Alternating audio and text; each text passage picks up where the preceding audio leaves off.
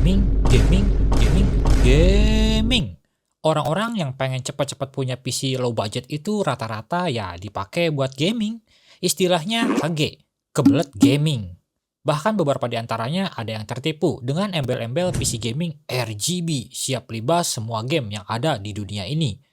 Ya saya sih nggak menyalahkan pihak manapun ya. Dari sisi pembeli ya emang nggak tahu apa-apa, pengetahuannya minim. Bahkan terlampau malas untuk cari tahu tentang dunia komputer. Ya wajar aja, udah mah kebelet gaming ditambah minim pengetahuan. Lalu dijodohkanlah dengan penjual yang sembarangan ketok harga. Habis rugi, terbitlah penyesalan. Itulah namanya pengalaman ya teman-teman. Pengalaman itu ada yang murah, ada juga yang mahal. Pengalaman yang mahal itu bisa termasuk pengalaman yang kita tuh harus banyak mengeluarkan sesuatu. Seperti mengeluarkan banyak materi atau uang, mengeluarkan banyak waktu, dan juga banyak usaha. Itulah yang disebut pengalaman yang mahal. Karena buat dapetin pengalaman itu ya nggak mudah. Contohnya saja, sebut ada remaja 16 tahun berinisial Tomat. Dia kebelet gaming dan punya uang sekitar 3-4 jutaan, pengen punya PC buat main game. Akhirnya ke toko online lah dan di sana banyak pilihan. Ternyata terpicutlah dengan salah satu PC yang menyala RGB dengan embel-embel gaming. Speknya ya kurang lebih seperti ini. Setelah dibeli, datanglah paketnya ke rumah. Lalu pasti dipakai main game dong. Ternyata, kok main gamenya nge-lag? Patah-patah kayak joget dangdut? Nggak mulus kayak para idol? Akhirnya bertanyalah ke orang-orang atau ke forum tentang PC gamingnya yang malah gak bisa dipakai gaming beneran. Setelah tahu jawaban sesungguhnya, penyesalan yang tiada akhir pun muncul dari sosok remaja tersebut. Ya mau gimana lagi, ini adalah contoh pengalaman yang mahal didasari rasa malas untuk belajar. Pengalaman seperti itu jangan sampai terjadi pada dirimu sob. Amit-amit ya, keluar jutaan rupiah untuk barang yang seharusnya jauh lebih murah. Di sini saya hanya ingin berbagi pengalaman beserta tips-tipsnya aja, biar kamu gak mengalami pengalaman seperti si remaja 16 tahun tadi. Contoh sederhananya, saya akan merakit PC ini, yaitu Core i7 Gaming zaman Majapahit. Karena prosesor ini walaupun harganya nggak masuk akal, tapi masih ada aja yang tertarik sampai ngejadiin opsi upgrade. Waduh, yang bener aja. Yuk kita kepoin spek PC ini, beserta harga-harganya. Paketan motherboard yang digunakan di sini adalah Intel Gen 3 tentunya, mulai dari prosesornya yaitu Core i7 3770, motherboardnya Asus H61M, dan RAM 16GB dari Corsair. Tapi ini belang ya RAM-nya. Satunya itu yang Corsair Polo, satunya lagi Corsair yang pakai baju alias ada heatsinknya. Saya dapatnya COD BTW. Nah, saya akan jelaskan, teruntuk PC rakitan menggunakan generasi jadul itu opsi upgrade-nya hanyalah sebatas iming-iming. Mengapa demikian? Contohnya aja nih ya, paketan Mobo ini. Apalagi yang mau di-upgrade? RAM-nya. Sayang nggak sih pakai 32GB di DDR3? Yang mana bahkan beberapa Mobo di DDR3 itu cuma support maksimal di 16GB aja. Prosesornya. Di atas Core i7 3770 itu cuman ada Core i7 lagi, yaitu Core i7 3770K. Nggak ada lagi tuh. Itu juga seri K kalau mau di overclock harus pakai Mobo yang seri menengah ke atas. Upgrade apa lagi coba? VGA. Ya ampun, VGA mah spek PC manapun bisa diganti. PSU dan storage juga sama bisa diganti apapun paketan Mobomu. Satu-satunya cara buat upgrade yang gak lain gak bukan yaitu dijual lalu ganti generasinya. Tapi katakanlah kamu pakai Core i5 yang 3470 si Chespleng itu. Nah, opsi upgrade-nya kan pasti ke Core i7 3770 ini ya. Tapi sekali lagi, apakah worth it keluarin duit sekitar 500 ribuan buat prosesornya aja? Harganya 2 kali lipat lebih dari Core i5. Apakah performanya 2 kali lipat juga? Saya rasa nggak juga sih. Jadi ya coba pikir-pikir lagi kalau ada seseorang yang bilang opsi upgrade-nya itu banyak atau melimpah pada spek macam ini. Mungkin opsi upgrade yang dimaksud itu pada cooler, VGA, PSU, SSD, dan semacamnya. Ya, sekali lagi, spek PC manapun hal-hal itu emang bisa di-upgrade. Jadi, saya akan tear down beberapa harga paketan Mobo yang saya gunakan di sini ya. Mulai dari prosesornya, ini harganya kurang lebih di 500 ribuan. Sedangkan motherboardnya Asus H61M ini sekitar 200 ribuan kurang. Tapi Asus yang saya pakai di sini udah PCIe 3 ya untuk kali 16 alias buat slot VGA-nya. Soalnya ada beberapa mobo yang masih pakai PCIe 2. Lalu buat RAM-nya sendiri sekitar 70 sampai 90 ribuan gitulah. Soalnya satu paketan ini saya beli satu set. Jadi kalau dibeli per part gitu kurang lebihnya total di 860 ribuan. BTW, awal saya beli paketan ini kondisinya cukup mengenaskan sob. Debunya gacor banget. Numpuk sampai bisa bikin satu koloni dah di situ. Suhunya waktu saya tes ada di 100 derajat buat prosesornya. Buset, ini sih bener-bener keterlaluan ya. Udah mah masih pakai stok cooler, gak diurus pula PC-nya. Akhirnya setelah saya bersihkan seperti anak sendiri, juga nggak lupa dikasih pasta baru. Suhunya bisa turun drastis banget, bisa cek di sini. Sebenarnya untuk sekelas Core i7 3770 masih bisa-bisa aja pakai stok cooler, tapi di sini saya ganti coolernya pakai dari PC cooler GIX4S. Ini cooler keluaran lama dan saya beli second pastinya. Alasan utama beli ini sih karena stok coolernya itu penguncinya ada yang patah pas awal saya bongkar. Entah kemungkinan karena umur atau memang nggak pernah dilepas selama dipakai. Sampai pastanya juga udah kering kayak kerupuk. Ya intinya saya khawatir si cooler ini nggak nempel secara sempurna nantinya. Karena ada kaki pengunci yang patah. Cari-carilah pengganti, akhirnya nemu PC cooler X4S ini seharga 100 ribu. Ya lumayan lah buat dinginin si Core i7 3770 mah udah lebih dari cukup. Tapi minusnya dia cuma ada bracket untuk Intel aja, yang AMD tuh nggak ada. Sama kondisinya sendiri agak kotor sih, mesti disemprot ke bengkel sih ini mah, biar kinclong lagi. Tapi secara performa nggak akan ada perbedaan yang signifikan sih. Buat storage saya pakai yang standar aja, pakai SSD SATA dari Vygen Rescue dengan kapasitas 128 GB. Ya, zaman sekarang 128 emang bisa dibilang hampir nggak layak untuk dipakai. Walaupun begitu, kalau hanya untuk sekedar sistem Windows dan beberapa aplikasi, cukup-cukup aja sih asal aplikasinya nggak terlalu banyak. Atau bahkan kamu nyimpen gamenya di SSD gitu ya. Pasti pengap itu mah. Ditemani dengan satu harddisk gacha kapasitas 500 GB. Ini sih salah satu kekurangan yang ada pada rakitan PC kali ini, yaitu storage-nya yang terbatas. Mengingat game-game zaman sekarang kan pada gede-gede ya ukurannya. Jadi saran saya buat kalian orang-orang yang kebelet gaming, pakailah storage yang besar. Kalau emang mau main banyak game. Kalau game yang dimainin cuman itu-itu aja ya 500 GB aja udah cukup sebenarnya. Harganya sendiri untuk SSD 128 GB ada di 150 ribuan dan harddisknya 500 GB ada di 80 ribuan. Salah satu VGA yang saya dapatkan juga bersamaan dengan paketan Mobo tadi yaitu GTX 1050 polos dari Zotac. Ukurannya cukup mungil jadi cocok aja kalau dipakein di casing yang kecil. Saya akan langsung aja omongin plus minus VGA ini. Plusnya, VGA ini irit daya. Minusnya, performa kalah jauh dibanding kompetitor yang harganya setara, yaitu RX 570 atau 580. Harganya mirip-mirip di sekitar 600-700 ribuan. Bahkan, beberapa orang nggak tahu harga masang di 800-900 ribuan, yang mana itu udah nggak wajar. Mau irit-iritan? Pilih VGA ini. Mau kenceng-kencengan? Udah pasti RX dari Radeon. Karena keduanya bertolak belakang. RX 580 itu TDP-nya hampir 2 kali lipat dari VGA ini yang cuma di 75 watt tanpa pin power.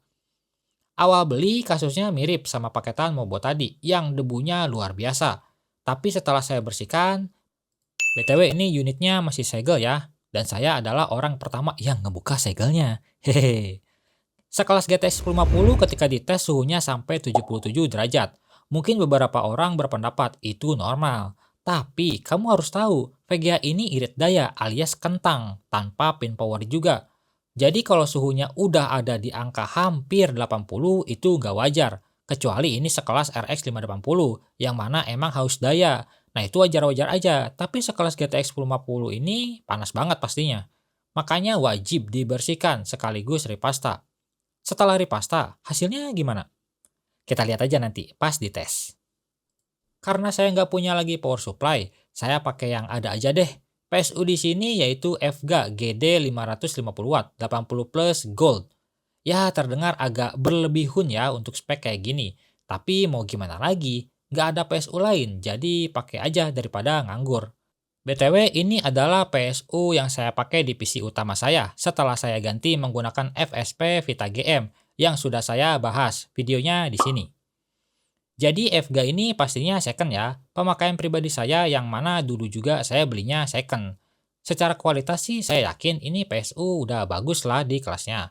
Beratnya aja udah 1,6 kiloan. Mungkin kalau sama kabel-kabelnya di 2 kiloan mungkin ya. Overall PSU ini udah cukup lah, kabel-kabelnya juga lengkap, tapi yang nggak modular. Sleeve semuanya jadi mirip ular kalau dilihat-lihat. Kabel CPU ada 1 kali 8 pin dan kabel VGA ada 2 kali 8 pin. Selama pemakaian saya sih aman-aman aja, nggak ada drop atau anomali apapun. Bahkan pernah saya pakai buat ngangkat sekelas RX 7700 XT dibarengi Ryzen 7 5700X 3D. Ini masih kuat-kuat aja, walaupun nggak disarankan ya pakai PSU yang terlalu ngepas dengan minimum requirement. Kalau kamu cari-cari PSU ini, mungkin kamu bisa dapetin di harga kurang lebihnya 400 sampai 450 ribu.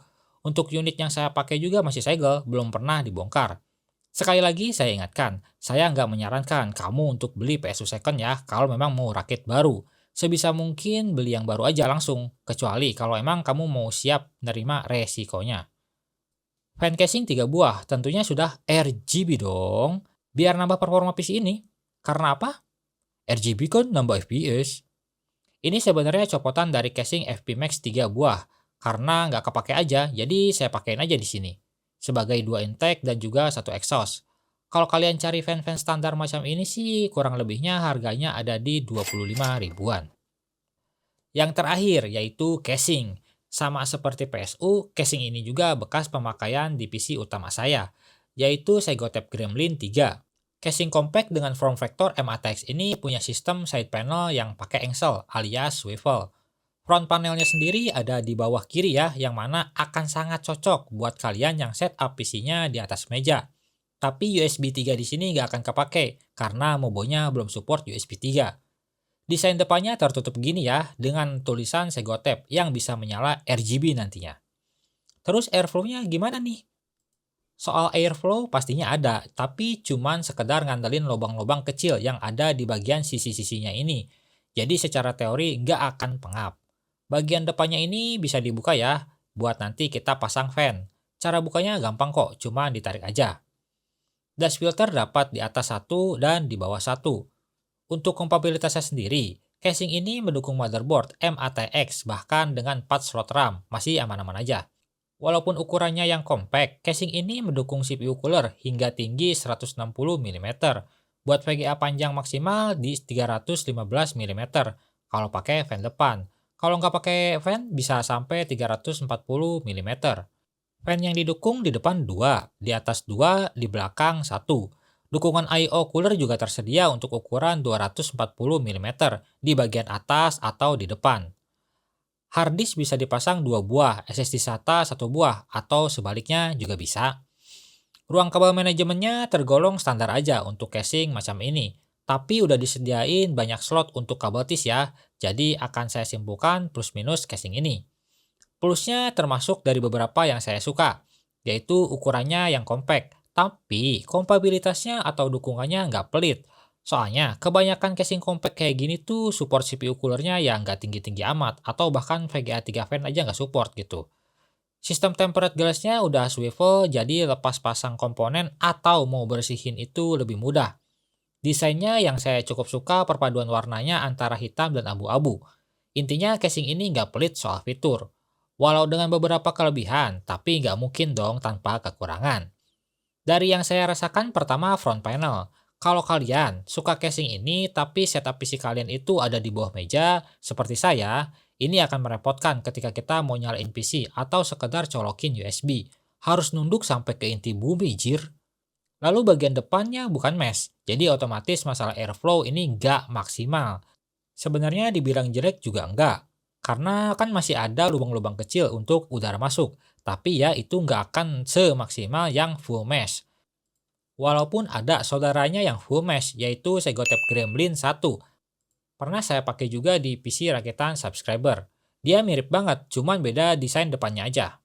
Overall, saya tetap suka sama casing ini karena memang saya pribadi suka sesuatu yang simple dan casing ini walaupun simple tapi kasih banyak dukungan yang bikin kita nggak akan terlalu kepikiran masalah ketinggian CPU cooler, atau panjangnya VGA. Jadi aman-aman aja sih kalau di casing ini.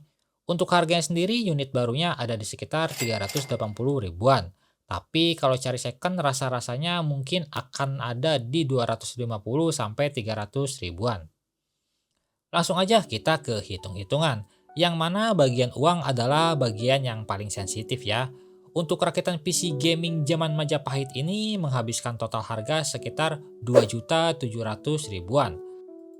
Kalau rakit sendiri bisa jauh lebih murah daripada kalian beli langsung di toko yang jual PC dengan embel-embel PC gaming. Itu juga dengan asumsi PSU yang dipakai antah berantah ya, kalau beli jadi di toko. Saya nggak bermaksud menjatuhkan atau menjelekkan toko-toko tertentu, tapi saya hanya ingin memberikan edukasi serta pengalaman aja. Merakit PC zaman Majapahit itu ya bisa murah karena memang sesuai dengan umur dan kondisinya yang emang udah cukup tua. Kok bisa sih di toko mahal? Ya saya nggak tahu ya kenapa bisa getok harga sebegitunya tinggi. Kalau emang mau masukin harga jasa rakit beserta instalasinya, ya kan paling juga kena kurang lebihnya sekitar 200 sampai 300 ribu aja. Sisanya bener-bener dia cari untung aja. Makanya saya katakan sekali lagi, buat kamu yang males belajar dan kalau pengen sesuatu tuh yang instan langsung jadi gitu ya, bersiaplah karena kamu akan jadi sasaran empuk bagi toko-toko tersebut. Kita gak ngomongin rezeki ya, karena itu di luar pembahasan. Ya yang namanya rezeki emang udah ada yang ngatur, jadi kita bicara soal teknisnya aja. Oke, balik lagi ke total harga tadi. Saran saya kalau memang mau PC-nya full, keluar semua performanya gitu ya, ini VGA-nya bisa ganti ke sekelas RX 580 udah cukup. Jual aja 1050-nya lalu beli deh RX 580 dengan resiko ya bekas tambang. Hehehe. Atau bisa juga kalau ada duit ganti ke sekelas GTX 1660 Super. Nggak usah bilang bottleneck, kamu mengharap apa dari spek PC Majapahit? Udah build spek PC Majapahit, masih mikirin juga bottleneck pula. Aduh, pusing. Langsung aja lah kita rakit.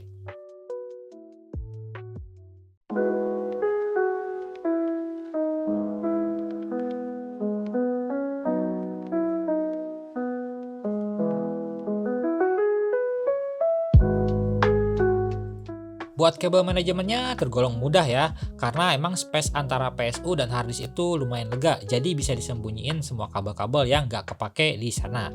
Terlebih nggak pakai fan ARGB, ya gini deh, simple aja.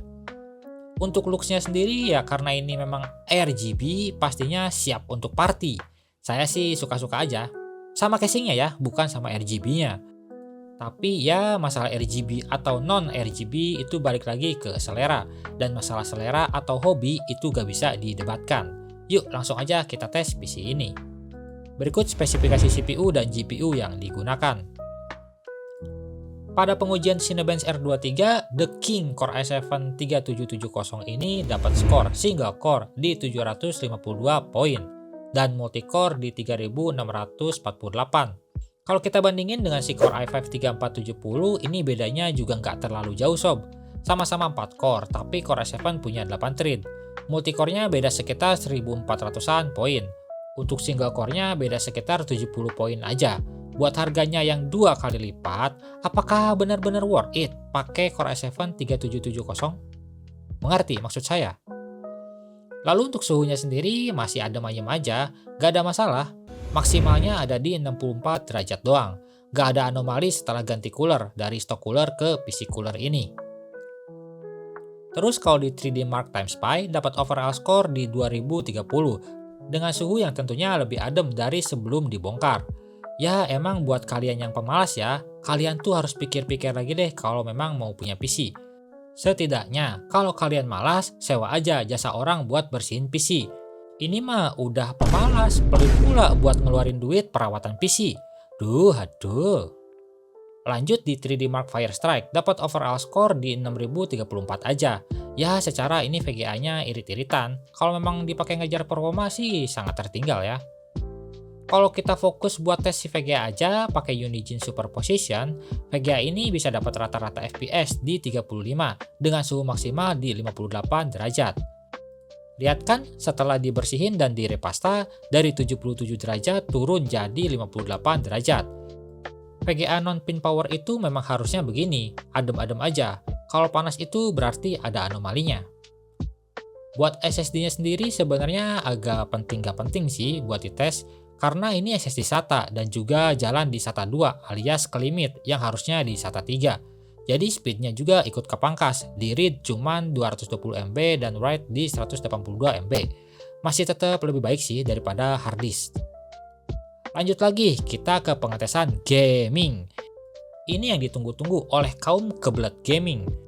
Tapi tentunya nggak akan maksimal ya performanya kalau kita cuma pakai sekelas GTX 1050. Lain cerita kalau kamu mau fokus ke yang lain. Seperti contohnya mau live streaming atau produktivitas ringan lainnya dengan daya yang nggak gede-gede amat, ya GTX 1050 ini sebenarnya masih bisa-bisa aja kok diajak kerja keras. Dan BTW saya sudah pernah tes juga untuk live streaming PC ini, dan semuanya lancar-lancar aja, nggak ada masalah. Yuk disimak untuk pengetesan gamingnya. Right.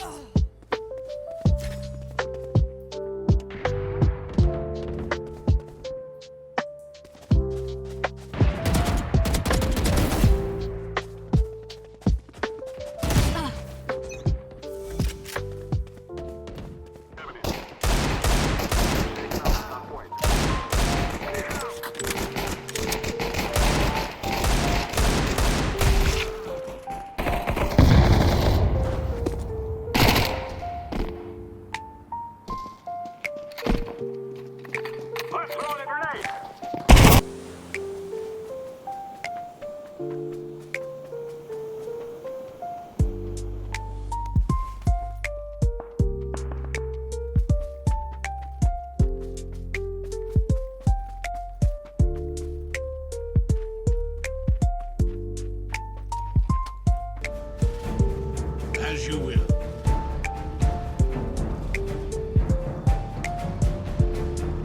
I am near. 30 seconds to battle.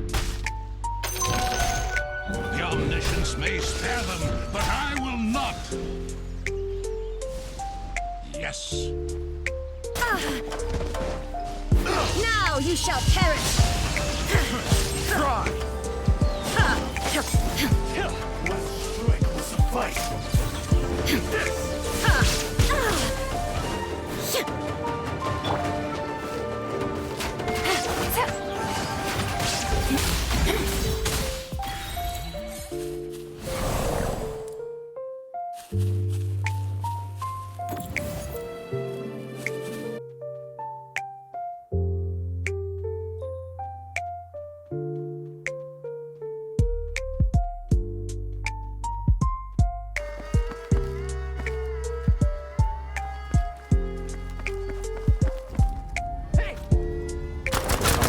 Stations need to be the same.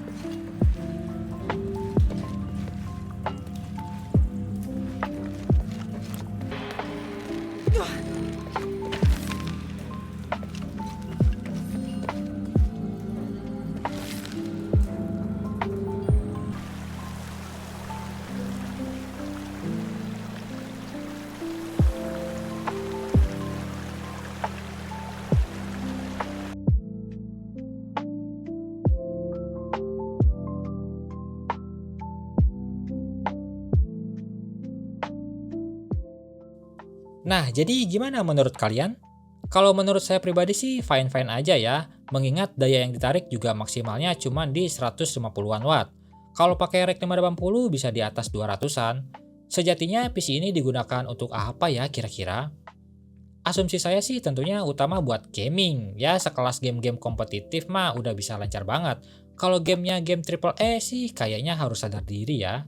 Lalu untuk kerja multitasking juga masih oke-oke aja, termasuk kalau mau editing ringan, kayak desain foto atau video yang simple, itu masih bisa-bisa aja. Tapi kalau dipakein banyak layer, kayak banyak efek juga, ya tetap aja sih ngos-ngosan.